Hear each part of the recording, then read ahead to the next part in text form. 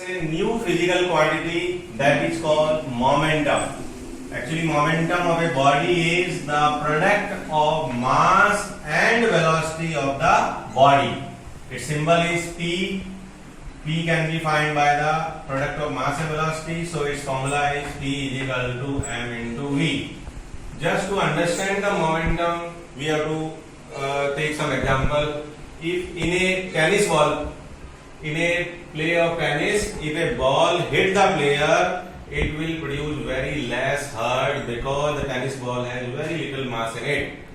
Even a paper ball do not give any hurt because it's very lighter.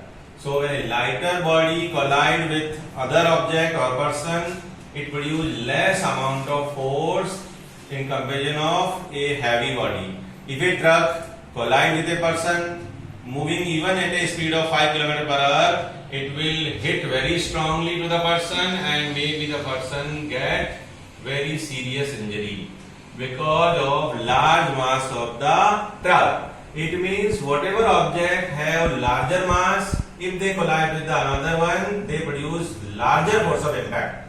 The another thing is velocity.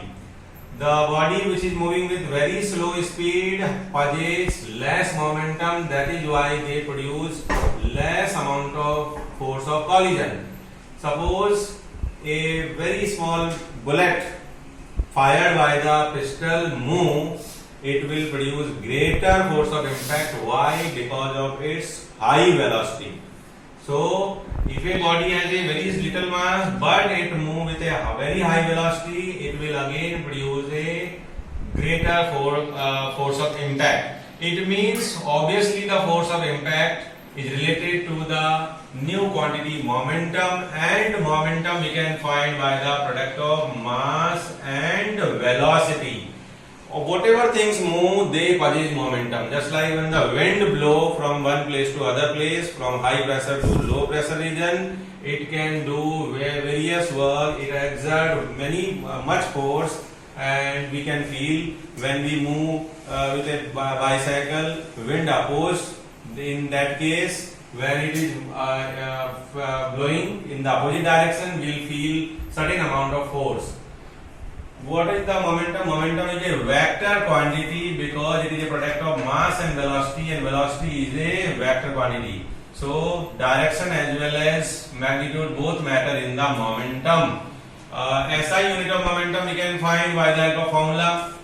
Momentum formula is mass into velocity. So unit of mass is SI unit of mass is kilogram, whereas the SI unit of velocity is meter/second. So we can also write kilogram into meter into s raised to power -1. So this is the unit of momentum. When a body is at rest, in that case the velocity is 0. In that case the momentum of the body is 0. It means whenever the body is at rest, stationary object do not have any momentum. That is why they cannot apply any force on the other. Now, after discussing momentum, we can start the Newton's second law of motion, which is related to the momentum only. According to this law, the rate of change in momentum of a body is directly proportional to the external unbalanced force applied on the body, and this change takes place always in the direction of the applied force. Means whatever is the change in momentum, if it is more, it produces greater force of impact. If it is less, it produces less force of impact. Even this is called change of momentum. Even this change of momentum matter in how much time it is changed. When the time in which the momentum change is very less, it produces greater impact of force.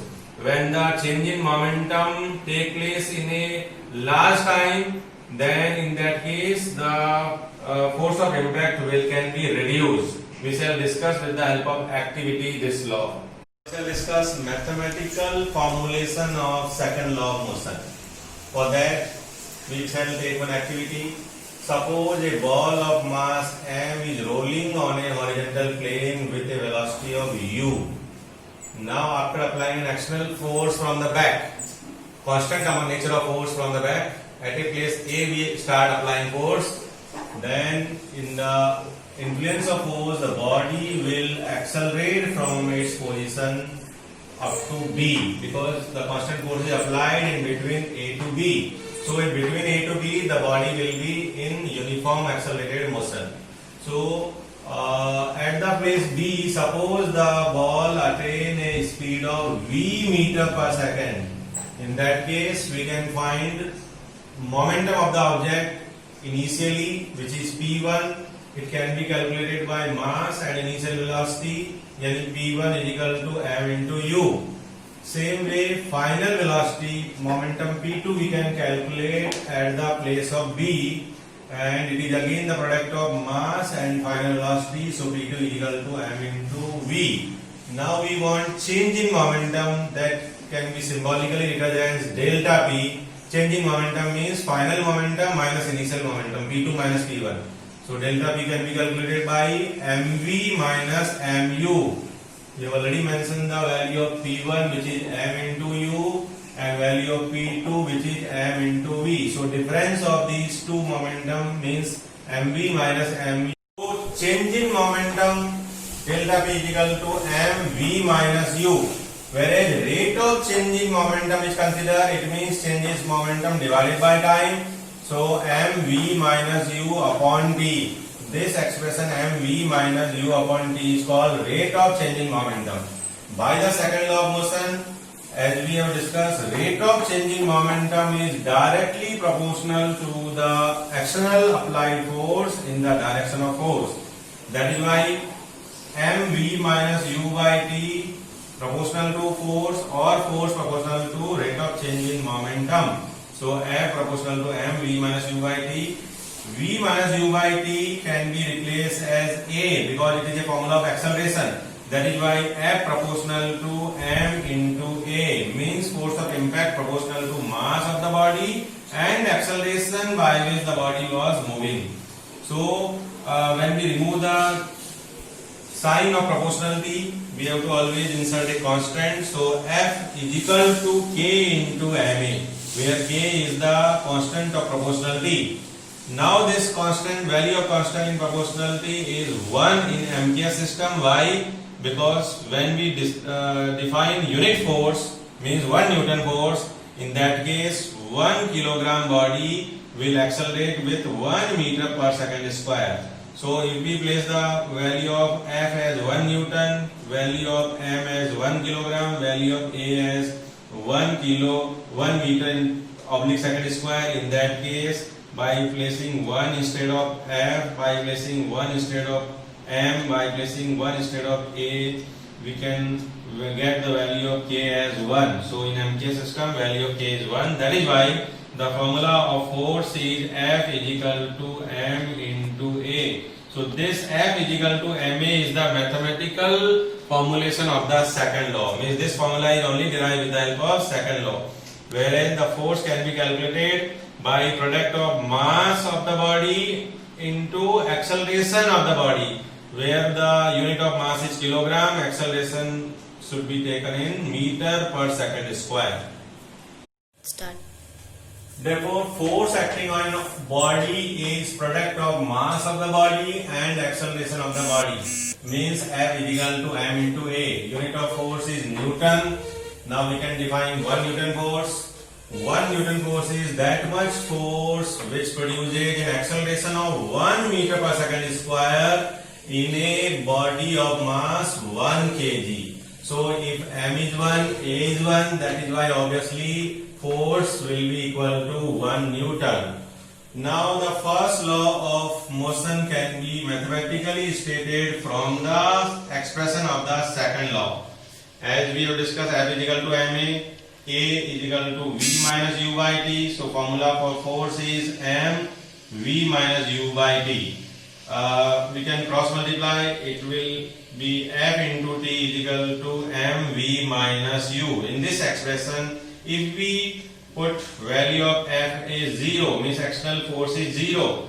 In that case, the left side of this equation will be 0. In this way, V minus U will be equal to 0. It implies V is equal to U.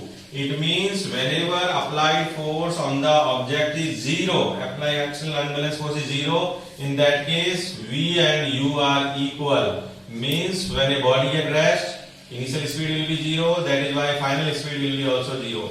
Means without applying force, the body, if it is in rest, remain in rest. Or if it is moving with a uniform velocity, suppose u meter per second, then its final velocity will be also u meter per second, because v and u are equal without applying any external unbalanced force. So same thing we have discussed in the first law. This first law can be explained with the help of mathematical expression of second law.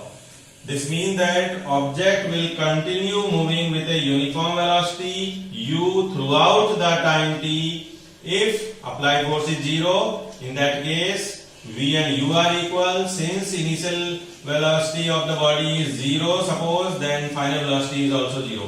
If the initial velocity means body is moving with a uniform velocity u, which is non-zero, in that case it will continue to move with the same uniform velocity u unless an external unbalanced force is applied on it.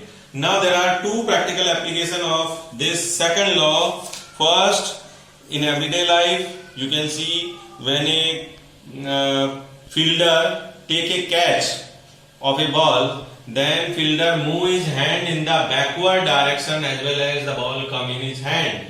By doing so, the fielder increase the time of collision. Whatever collision take place between the ball and hand, it has to be increased. By increasing the time of collision, actually the rate of change in momentum decrease, because the time is coming in the denominator. So if t increase, rate of change in momentum decrease, which reduce the force of impact. So just to reduce the force of impact, the time of collision has to be increased. Another example, in a high jump, athlete generally put a cushioned bed or the heap of sand where they fall generally, because by doing so, when they fall on the cushioned bed, then the time of collision increase, because the cushioned bed compress as well as the fielder fall on this cushioned bed, it will move down and the time of collision will increase. When the time of collision increase, it reduce the rate of changing momentum, also reduce the force of impact. So for by increasing the time of collision, the force will be reduced. By decreasing the time of collision, force can be increased.